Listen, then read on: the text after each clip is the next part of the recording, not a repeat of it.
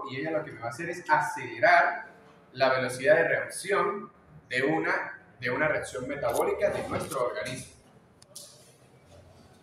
Entonces, ¿qué es un catalizador? Un catalizador es una sustancia que aumenta la rapidez o velocidad de una reacción química, que es lo que yo le estoy diciendo. Por eso es que las enzimas se conocen como catalizadores.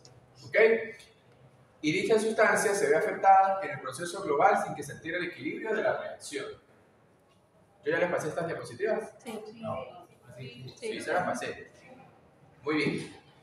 Muy bien. Toda enzima siempre va a requerir de un sustrato. ¿Y qué es un sustrato? Algo que va a entrar en los sitios catalíticos de la enzima para que se pueda producir la reacción metabólica. Y un sustrato se define como la sustancia sobre la cual actúa la enzima. Es decir, la enzima va a actuar sobre el sustrato para que ese sustrato genere un producto. ¿Se acuerdan de las reacciones químicas que vimos en el semestre pasado? Que era reactivo-producto. Bueno, ese reactivo, en ese reactivo van a actuar las enzimas, o también llamados catalizadores, para que esa enzima dé un producto final. ¿Qué vamos a hacer en la reacción metabólica? Ojo, todas las enzimas, todas las enzimas siempre van a ser de naturaleza proteica. Y si es de naturaleza proteica, ¿qué significa? Que están formados de aminoácidos, ¿cierto? ¿Cómo es la estructura de un aminoácido? Grupo amino, grupo carboxilo, cadena lateral R y un hidrógeno en la parte superior. Bueno, eso depende de la isomería del aminoácido. Todas las enzimas son de naturaleza proteica. Ninguna enzima es de naturaleza lipídica, no tiene carbohidratos, no tiene ácidos nucleicos, nada. Siempre va a ser de naturaleza proteica. Ok, ese sustrato va a generar siempre un producto. Ese producto es lo obtenido de la acción de la enzima sobre el sustrato. ¿Se acuerdan de las reacciones, verdad? Reactivo, producto. Aquí va a ser igual, pero en vez de llamarlo reactivo, lo vamos a llamar sustrato. La reseña histórica, dale que eso es teoría. Eso para que ustedes lo lean. Dale. Muy bien. Estructura de una enzima. Dale que son 4. Ahí. Muy bien. Las enzimas van a presentar dominios. Los dominios es como la estructura externa de una enzima. Tenemos el dominio o sitio estructural. ¿De qué dije yo que estaban constituidas las enzimas? De aminoácidos. Por ende, el dominio o sitio estructural van a ser esos aminoácidos que me van a formar a mí una enzima. La estructura. ¿Entendido? En el dominio estructural van a estar los aminoácidos que me van a formar la estructura externa de la enzima. El sitio de contacto o dominio de contacto, que es el segundo dominio, es el sitio donde están los aminoácidos que están en contacto con el sustrato. Es donde se van a poner en contacto. Por eso es que se llama sitio de contacto o dominio de contacto. Todos los dominios están conformados por aminoácidos, todos. Pero esos aminoácidos varían dependiendo de su función del dominio en donde se encuentren. Si es un dominio estructural, van a ser los aminoácidos de la estructura. Si es el dominio de contacto, van a ser los aminoácidos que están en contacto con el sustrato.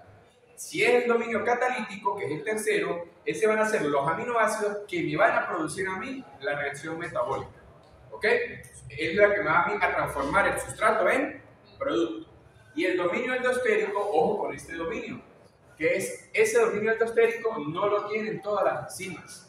Solamente lo tienen ciertas enzimas que se van a regular por el dominio endostérico. ¿Entendido? Aldostérico, tal cual. Entonces, todas las enzimas van a presentar 3 dominios fundamentales. Todas. Estructural, de contacto y el catalítico. Pero el dominio endostérico lo van a presentar ciertas enzimas. ¿Y para qué sirve? Para regular la enzima. Y cuando yo hablo de regular, me refiero a que puede activarse o puede inactivarse. Es decir, va a trabajar o no va a trabajar esa enzima. ¿Ok? ¿Entendido ahí? Entonces, todas las enzimas, ¿cuántos dominios tienen? 3. Contacto, estructural y catalítico. Y ciertas enzimas van a presentar el dominio aldostérico. Muy bien. Hay 2 tipos de enzimas. O una cosa aquí en Bioquímica 2, una cosa es tipos y la otra es clasificación. ¿Ok? Vamos a ver los tipos de enzimas. Son 2. las enzimas que se activan por sí solas, que no necesitan de nadie para activarse, y las holoenzimas. Las enzimas que se activan por sí solas, dice que por su actividad catalítica en el sitio catalítico, solo requieren de grupos químicos que son los aminoácidos. ¿Ok? Ellas no necesitan de nadie, simplemente cuando se requieren se activan. Bien, no van a ser reguladas, sino ellas se prenden y se apagan a su antojo. Las enzimas que se activan por sí solas, pero las holoenzimas, ellos siempre van a requerir a alguien más para activarse o para funcionar. A ese algo más lo vamos a conocer como cofactor. Ese cofactor puede ser de dos tipos. Inorgánico y orgánico. ¿Cómo? Inorgánico y orgánico. Orgánicos e inorgánicos. Ojo, los cofactores orgánicos van a ser las coenzimas. ¿Qué son las coenzimas? Las vitaminas, que vamos a ver en la próxima clase. Las vitaminas es la forma inactiva de la vitamina, se llama vitamina, pero cuando la vitamina se activa, se conoce como cofactor. Por eso es que el próximo tema se llama vitaminas o coenzimas. Entonces, los orgánicos van a ser las vitaminas, ¿lo ven aquí? Y los inorgánicos van a ser siempre iones metálicos, como el hierro, el magnesio, el manganeso, el zinc. ¿Qué me ayudan a hacer estos cofactores?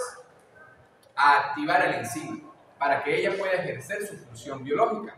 Sin la presencia de ellos no me funcionan. Siempre tiene que haber la presencia de este cofactor en caso de que la enzima sea una holoenzima. A diferencia de las enzimas que se activan por sí solas, que no requieren de nadie para funcionar. ¿Dónde vamos a ver este tipo de cofactores inorgánicos? En el ciclo de Krebs, cuando veamos ciclo de Krebs. ¿Ok? ¿Dónde vamos a ver estos orgánicos? En el ciclo de Krebs, cuando ustedes vean cómo se utiliza el FAD y el NAD. ¿Bien? Esos cofactores, dale. Ajá. Ojo. Las enzimas que se llaman holoenzimas, sin el cofactor, se llaman apoenzimas. Cuando se les une ese cofactor, que puede ser orgánico o inorgánico, se va a conocer como holoenzima, que es lo mismo que ustedes digan, enzima activa. Cuando el cofactor está unido a la apoenzima, se conoce como enzima activa. Es decir, si es una enzima activa, ella puede ejercer su función biológica. ¿Ok? ¿Vale? Muy bien. ¿Cómo funcionan las enzimas? ¿O cómo van a ser las reacciones de las enzimas? Van a ser siempre entre un sustrato, una enzima, y esa reacción entre sustrato y enzima me va a generar un producto. Muy bien. Aquí tenemos que lo que está aquí, esto que está aquí, es la enzima. Con su dominio estructural, sus sitios catalíticos, su dominio su sitio de contacto. Lo que está aquí es el sustrato. Ese sustrato, cuando se une a la enzima, me va a formar a mí un complejo, que se va a llamar enzima complejo sustrato. ¿Qué es la enzima complejo sustrato? Simplemente la unión del sustrato a la enzima.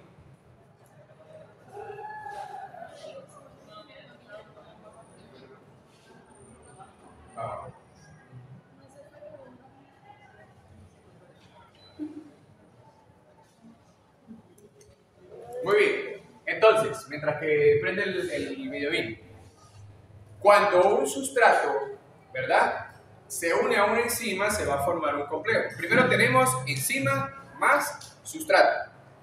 Esa enzima más sustrato se unen y me va a formar un complejo. ¿Cuál va a ser el complejo? Complejo enzima, sustrato. Cuando la enzima convierte ese sustrato en producto, ese producto sale de la enzima y se va a llamar ahora enzima producto. ¿Por qué? Porque yo ya estoy transformando el sustrato a producto. ¿Entendido ahí? Ya lo vamos a ver mejor.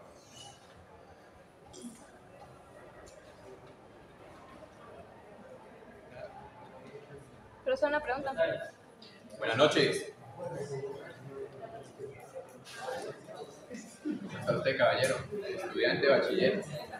¿Cómo es que se llama cuando libera producto? Estudiante bachiller. Si no producto.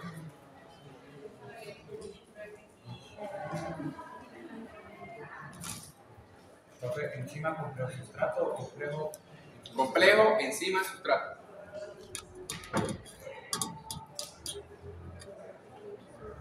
la gente que llegó tarde ahorita se acerca para darle la nota. Profesor, una pregunta, ¿la nota está directo con los acumulativos o solamente la nota del examen? ¿Cómo? La que acabo de decir está con los acumulativos, ¿ya tienen los puntos de los test? Todo tiene ya completo. Muy bien. Entonces, ya saben, cuando se une el sustrato a la enzima, tenemos enzima más sustrato. Cuando se me unen, me va a formar el complejo enzima-sustrato. Y cuando él saca los productos de esa reacción metabólica, se va a llamar enzima-producto. Todas las enzimas son reutilizables. Ya lo vamos a ver en las características. Dale, eso no me interesa. Dale, dale. Dale. Ahí.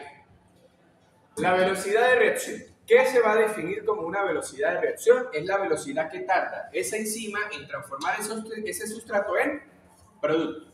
Recuérdense que ¿qué es lo que hace una enzima? ¿Cuál es su función principal? Acelerar una reacción metabólica. Entonces, la velocidad de reacción se va a definir como la cantidad de sustrato transformado en producto o como la cantidad de producto formado por unidad de tiempo. Es el tiempo que tarda esa enzima de transformar ese sustrato en producto.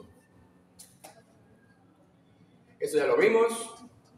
Características generales de la enzima. Esto es más que todo teórico, pero voy a recalcar las características más importantes de las enzimas.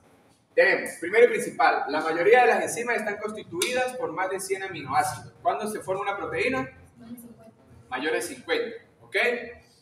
Disminuye la energía de activación, obviamente, porque ella va a acelerar la velocidad de reacción. ¿Y para qué yo necesito acelerar la velocidad de reacción? Para disminuir la energía de activación. Si yo disminuyo la energía de activación, acelero la velocidad de reacción de cualquier reacción metabólica. No altera la constante de equilibrio, eso no me interesa. Muy bien, dale. Ajá. Fíjense, en las características de la enzima, una enzima al finalizar una reacción nunca se va a consumir, siempre se va a regenerar. ¿Por qué? Porque cuando la enzima saca ese sustrato y lo convierte en producto, ella vuelve a liberar sus sitios catalíticos para poder introducir otro sustrato igual al que ya había transformado. Por lo tanto, ella siempre se regenera. Siempre se regeneran, nunca se consumen, a menos que sean inhibidas, que ya vamos a ver las inhibiciones de las enzimas. Dale, dale, muy bien, ahí, dale otra vez, dale, muy bien. Acuérdense que ellas van a presentar siempre tres dominios fijos. Dominio estructural, que son los aminoácidos estructurales. Dominio de contacto, que van a ser los aminoácidos de contacto. Y el dominio catalítico, que van a ser los aminoácidos del sitio catalítico. Ojo, las enzimas tienen dos tipos de especificidad. Cuando yo hablo de especificidad, ¿qué es? Que ellas son específicas para un sustrato. Por ejemplo, y yo siempre hago esto, que esto también lo van a ver ahí. Esto es una enzima, ¿cierto? El sitio catalítico de la enzima es la entrada de la llave. Si yo meto esta llave, ¿verdad? Cerramos. Este es el sustrato. Este es el sitio catalítico de la enzima. Si yo meto el sustrato específico para este candado, él va a abrir, ¿verdad? Pero si yo meto otra llave diferente, ¿va a abrir? Eso se llama especificidad absoluta. Y tienen una especificidad relativa, que ya lo vamos a ver. Y ellas van a obedecer una cinética de saturación. ¿Qué es una cinética de saturación? Que la enzima en sus sitios catalíticos van a colocar sustratos contaditos. Si ella tiene 3 sitios catalíticos, ella va a meter 3 sustratos y por ende va a producir 3 productos. Pero jamás puede volver a introducir un cuarto sustrato, porque por eso se llama, es que tiene una cinética de saturación. Si ya están los 3 sitios catalíticos ocupados, ella no va a funcionar más hasta que libere esos sitios catalíticos. ¿Ok? Y ellas pueden ser regulables, ¿Por qué? Porque ellas van a ver más adelante que tienen dominios o tienen ciertas sustancias que regulan la actividad. Cuando yo hablo de regular, es regular la actividad para que disminuya su actividad o aumente su actividad. ¿Dale? Son susceptibles a ser inhibidas por diversas sustancias y hay 2 tipos de inhibiciones, la inhibición competitiva y la no competitiva, que ya las vamos a ver. Muy bien, esta es la estereoespecificidad o el sistema de ellas son 100% saturadas. Es decir, fíjense, aquí la enzima ¿cuántos sitios catalíticos tiene? 3 sitios catalíticos. Si yo vengo y coloco un sustrato en sus 3 sitios catalíticos, ella se satura. Y si ella se satura, ella no puede funcionar con un nuevo sustrato que venga a ella. Ella tiene que esperar a liberar esos 3 sustratos para luego meter otros 3 sustratos. Eso se llama cinética de saturación. Todas las enzimas se saturan. Pero nada más con 3 sitios catalíticos. No, eso depende de la enzima. Puede ser que una enzima tenga un solo sitio catalítico, puede ser que tenga 2, 3. Es Una que tenga 3 para trabajar solo con uno, tiene que ocupar los 3 para trabajar. Ella trabaja con uno igual, pero si llega otro se puede meter en su sitio catalítico. Muy bien, por ejemplo, la glucosa 6-fosfato, bueno, no, eso es otra cosa, dale, que eso lo vamos a ver más adelante. Ajá, más características. Eso, no, dale para atrás. No, eso no me interesa, dale. Dale. Muy bien, vamos a hablar ahora del sitio catalítico. En el sitio catalítico o dominio catalítico es en donde se producen todas las reacciones metabólicas, ¿ok? Todas las reacciones se producen en el sitio catalítico. Bien, el sitio catalítico tiene un tamaño, una forma, una unión. En el tamaño es relativamente pequeño en comparación con el resto de la enzima. Está constituido por una región que contiene pocos aminoácidos, pero está formado de aminoácidos. La forma de las enzimas pueden ser tridimensionales, eso depende del dominio estructural que tenga esa enzima. Y la unión siempre va a ser el sustrato se une a la enzima por fuerzas débiles, que son por ejemplo las fuerzas de Van der Waals. ¿Se acuerdan de las fuerzas de Van der Waals que hablamos en las estructuras de las proteínas? Las fuerzas electrostáticas, los enlaces de puentes de hidrógeno. Sí, señor. Dale. Dale. Ok. Ajá. La especificidad, acuérdense que las enzimas van a presentar 2 tipos de especificidad. Una especificidad absoluta y una especificidad relativa. Y vamos a hablar de esas especificidades. Creo que viene en la siguiente diapositiva. Dale. Esas son estructuras de las enzimas. Muy bien. Vamos a hablar de 2 modelos con especificidad. La especificidad absoluta es cuando una enzima es estrictamente para ese sustrato. Por ejemplo, el ejemplo que yo les daba con el candado. Ese candado va a ser específico para esa llave, pero si viene otra llave, esa llave no lo va a poder abrir. En ese tenemos el modelo rígido de Fischer. El modelo rígido de Fischer me dice que todas las enzimas van a tener, se conocen como enzimas llave-cerradura. Es decir, la enzima es la cerradura y los sustratos van a ser las llaves. Pero, por ejemplo, si el sustrato es circular, él necesita, a juro, ese sustrato circular. O si tiene un sustrato triangular, va a meterse ese sustrato triangular. Es un modelo rígido, porque no, el Fischer dijo que eso no iba a cambiar, que a juro tienen que ser los mismos sustratos, que calzaran. No es que si es cuadrado va a entrar un redondo. ¿Sí? Es como el jueguito ese que le dan a los niños para meter los cubos. ¿Sí? A juro tiene que ser el modelo llave-cerradura. Y el modelo de ajuste inducido, Kochla dijo que todas las enzimas en sus sitios catalíticos tienen la posibilidad de amoldar su sitio catalítico para introducir otro sustrato diferente para la cual la enzima está creada. Eso lo vamos a conocer como especificidad relativa. La especificidad relativa es cuando esa enzima puede actuar con un sustrato, pero se puede ajustar a otro sustrato parecido. Váyanse de la mesa, por favor. Allá hay una banca y allá hay otra banca. Si no, paraditos. Y aquí hay otra banca. Muy bien. Entonces, el modelo de ajuste inducido, acuérdense que es cuando el sitio catalítico se ajusta a otro sustrato completamente diferente. Ajá. Por ejemplo, aquí tenemos el modelo rígido. Fíjense que el modelo rígido me dice que el sitio catalítico es de una forma redonda y triangular. Y su sustrato va a ser redondo y triangular para que se pueda unir. Pero si viene algo parecido, ¿se podrá unir? No, ¿verdad? Porque el modelo me dice que eso siempre va a ser así y nunca me va a cambiar. A diferencia del modelo el modelo de llave cerradura es lo que yo les estoy diciendo. Que esto siempre va a ser la cerradura y la llave siempre tiene que ser la misma, porque si no, nunca va a cambiar y la enzima no va a poder ejercer su función biológica. A diferencia del modelo de ajuste inducido, que me dice que esta enzima puede ajustar sus sitios catalíticos para unir un sustrato que se parezca al sustrato al que está hecho. Si se fijan, ¿cómo es el sustrato? Está unido, ¿verdad? ¿Y cómo están los sitios catalíticos? Entonces, ella se ajusta para que ese sustrato pueda actuar y esa enzima pueda ejercer su función biológica. La clasificación de la enzima. Ya hablamos de tipos de enzimas, ¿cierto? Dale la otra, por favor. Está mejor. Dale. Dale. Muy bien. Son 5. Ahí. Ya hablamos de tipos de enzimas, ¿verdad? ¿Cuántos tipos de enzimas tenemos? 2. Las polienzimas y las enzimas que se activan por sí solas. Y la clasificación de las enzimas van a depender de la función que ejercen en la reacción metabólica. Tenemos 6 tipos de enzimas. Las óxido-reductasas van a participar en reacciones de óxido-reducción.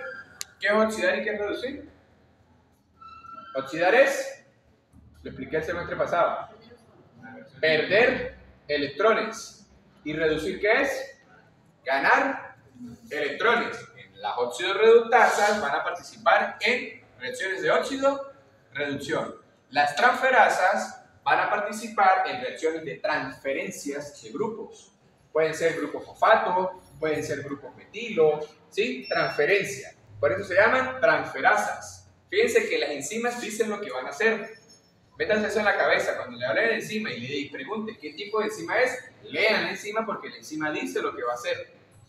Las hidrolasas y las liasas son lo mismo. Van a actuar en reacciones de separación. Van a separar. ¿Ok? Porque rompen el enlace y separan. ¿Cuál es la diferencia de las hidrolasas a las liasas? Que las hidrolasas van a separar una reacción metabólica pero con una molécula de agua.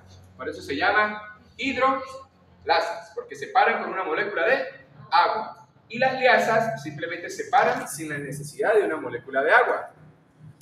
Las isomerasas son enzimas que van a actuar en isomerización. ¿Qué es isomerar? Cambiar de posición, rotar, cambiar del 2 al 3. Isomerizar es cambiar la estructura tridimensional de esa enzima. Y las ligasas, su mismo nombre lo dice, ¿qué será? Ligasas, unir, pegar, ¿sí? Liga, ligasas, ¿ok? Son 6 tipos de enzimas. Y así es que les puede aparecer en el examen. Yo les puedo poner a ustedes una reacción metabólica así, y yo les digo, díganme el tipo de enzima que se está utilizando. Hay 6, óxido-reductasas, ligasas, liasas, isomerasas, ¿sí? Hidrolasas. ¿Qué tienen que hacer ustedes? Como yo siempre lo explico, ustedes siempre tienen que ver el sustrato y tienen que ver el producto para ver qué tipo de enzima es la que está actuando. Y los tips para que sepan qué tipo de enzima se utiliza. En las óxido-reductasas siempre va a actuar con una coenzima, que va a ser o el NAD o el FAD.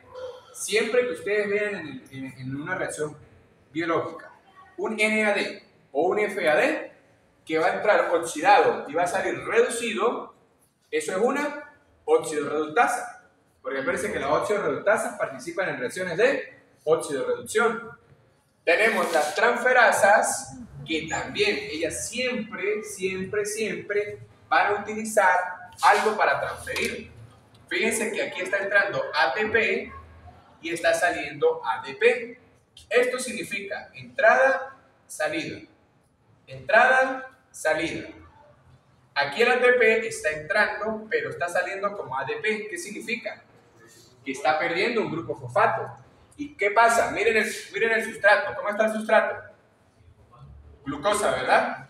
¿Y cómo está saliendo el sustrato? Como glucosa, 6 fosfato. Entonces, ¿qué está pasando ahí? Se le está transfiriendo de un mol de ATP un grupo fosfato a la glucosa para que la glucosa se transforme en glucosa 6 fosfato. Entonces, la óxido-reductasa que siempre van a utilizar, NAD o FAD. Porfa, ciérreme de la puerta, Renaldo. NAD o FAD. Las transferasas siempre dicen lo que van a transferir. Ojo, miren el sustrato y miren el producto. Si ustedes en el producto ven algo más del original, ustedes saben que se lo están transfiriendo y automáticamente ustedes van a decir es una transferasa, porque esa transferasa es la que está permitiendo transferir ese grupo. Bien, tenemos las hidrolasas, que ellas me van a hidrolizar o me van a romper una molécula a partir de una molécula de agua, ¿verdad? Entonces, ustedes miran acá el sustrato, fíjense que está entrando ¿qué? Agua. Automáticamente al ustedes ver agua, ustedes dicen que es una hidrolasa, porque esa hidrolasa se está incorporando en la reacción metabólica. Bien, y está separando dos productos, fíjense, de un solo sustrato están saliendo dos productos a partir de una molécula de, ¿lo ven? No es complicado, simplemente es que vean sustrato, producto. Las liasas, como ellas no tienen agua, ellas no requieren de nada para actuar. Bien, entonces de un solo sustrato van a generarse dos productos totalmente diferentes. Esto es un hidrógeno, ¿sí es lo que está viendo? ¿Sí? ¿Pero qué es este hidrógeno? Simplemente ese hidrógeno se está uniendo a una estructura al lado. Pero fíjense, ¿dónde está el COO aquí? Y mire cómo lo está saliendo aquí, en forma de COO. Y este hidrógeno se está adicionando a esta estructura para equilibrar. Fíjense, está separando el COO de aquí. Se cambia una con otra, pero está hidrolizando. No hidrolizando, está rompiendo. Y está separando algo de la estructura. Tenemos las isomerasas. ¿Qué hacen las isomerasas? Cambiar de posición. ¿Cómo tenemos aquí el COO? Arriba. ¿Cómo lo tenemos aquí? Automáticamente una isomerasa, porque está cambiando de posición. Puede cambiar una, puede cambiar dos. Eso depende, porque fíjense, aquí el hidrógeno estaba abajo, lo cambió para arriba. Hay dos cambios. Sí, es una isomerización, un volteo. Sigue siendo la misma molécula, ¿sí ven? Lo único que están cambiando de posición los grupos funcionales. Bien, y tenemos las ligasas, que ¿qué hacen las ligasas? Unir, ¿verdad? Entonces, para ellos unir, ojo, las ligasas siempre van a utilizar ATP. ATP. ¿Por qué van a utilizar ATP? Porque ellos necesitan energía. Todas las ligasas, cuando yo voy a sintetizar una nueva molécula, requiero de energía. ¿De dónde vamos a obtener la energía? Del ATP. Entonces, siempre que ustedes ven que entre ATP y salga ADP más fosfato, ojo aquí. Aquí entró ATP, ¿verdad? Pero aquí también entró ATP. ¿La pueden confundir? Sí, ¿verdad? ¿Cómo van a diferenciarlas? Porque aquí va a salir ADP más fosfato. En cambio aquí, el fosfato se une y el grupo ADP salió solo. ¿Qué pasa? Esto que está aquí se llama una hidrólisis de ATP para generar energía. Entonces, siempre que salga ADP más fosfato, eso significa que se está utilizando es para obtener energía, para poder unir. Y fíjense que de dos sustratos diferentes voy a obtener uno solo. ¿Se acuerdan? ¿Cómo? Oxalacetato. ¿Sí? ¿Entendido ahí? Con los tipos de enzimas. Muy bien. Funciones de las enzimas. Dale, que hay varias cosas. Ahí tienen las funciones de su teoría. Digestión y absorción de alimentos. Cuando hagamos metabolismo van a ver cómo actúan esas enzimas. Ojo, ¿cómo ustedes van a reconocer qué es una enzima? Porque todas las enzimas terminan en asa. Todas. Hidrolasa, isomerasa, ligasa, liasa. Todo lo que termine en asa es una enzima. ¿Ok? Entonces, esas funciones son teoría. Intervención en procesos de óxido de reducción, transporte de CO2, procesos de calcificación, detoxificación del organismo, contracción muscular, coagulación sanguínea. Todo es teoría. Eso es para que descansen. ¿Ya? ¿Terminó? Vamos con la segunda.